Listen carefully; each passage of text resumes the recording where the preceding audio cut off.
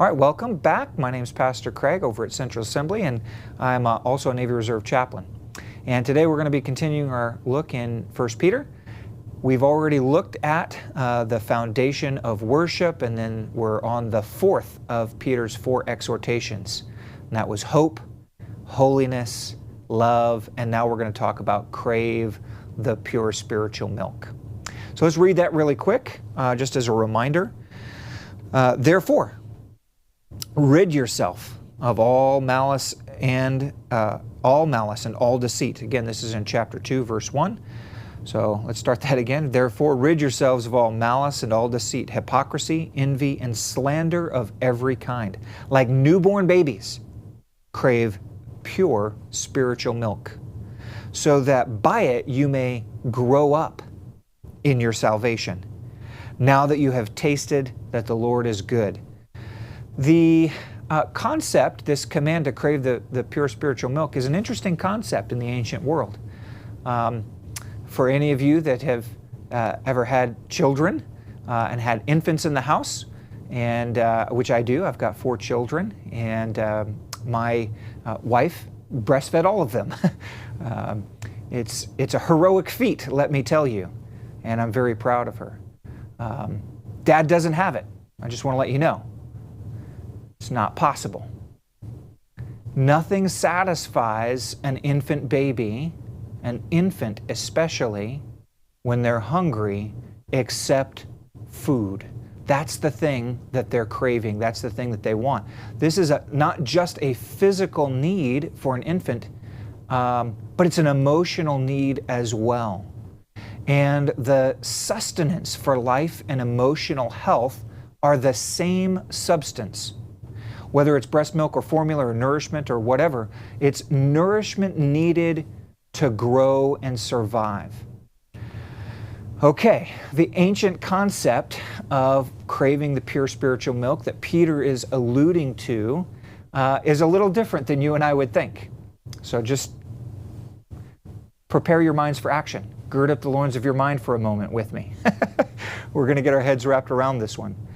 Back in those days, they didn't have formula, but they did have the idea of a wet nurse, right? And this is probably just as expensive as buying formula as it is today. So they didn't get out of it just because they didn't have the technology. It was still just as hard for them to survive as it is for us. But there's a moral significance to this milk provided to an infant in the ancient world. We don't really think of it as a moral significance now, but if you had a morally questionable nurse, then in the ancient world they thought that you would grow up to be morally questionable yourself. Good milk equals a good morality. An upright adult will grow from being nursed with good milk. Bad milk, and I don't mean spoiled milk, I mean morally tainted or morally polluted milk, will equal a scoundrel when they grow up. And this has placed an added layer of pressure on choosing a good wet nurse.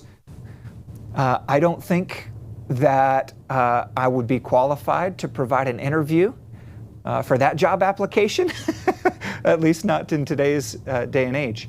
But I can only imagine how that would go. Hello, nice to meet you. Thank you for responding to my job ad. Are you a liar, a cheat, a thief, a murderer? Great. Gossip, vanity? No, that's good to hear. You got the job. You know, that's just a weird job interview, but that's how they thought about this idea of craving a pure spiritual milk. And so we have that idea that like an infant, you need pure spiritual milk to grow up in your salvation.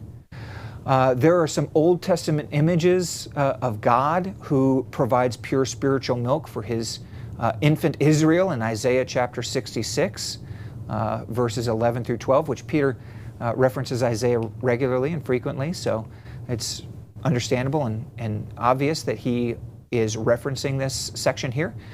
And the idea here is that God is the provider.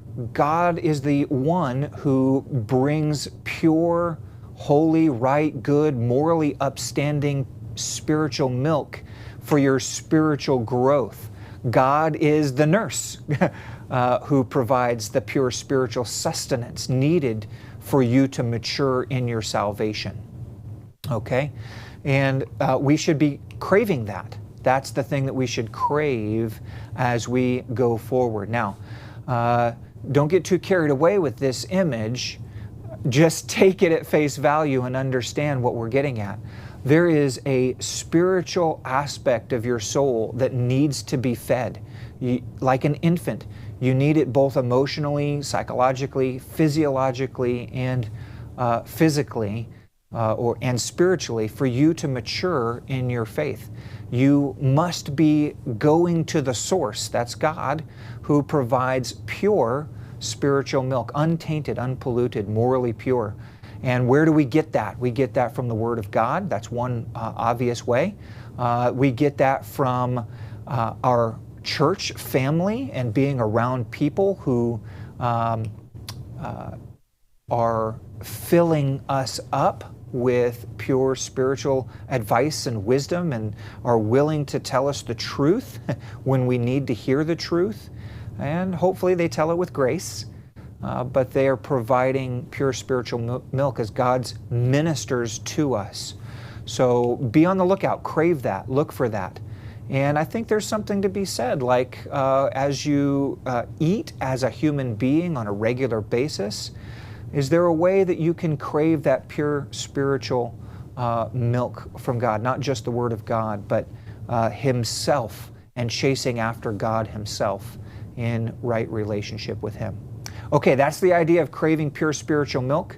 I hope that you will go forward and seek after the ways of God and receive that pure spiritual milk from anywhere you can get it, as long as it's from God, of course. Very good. Blessings be upon you. Thank you.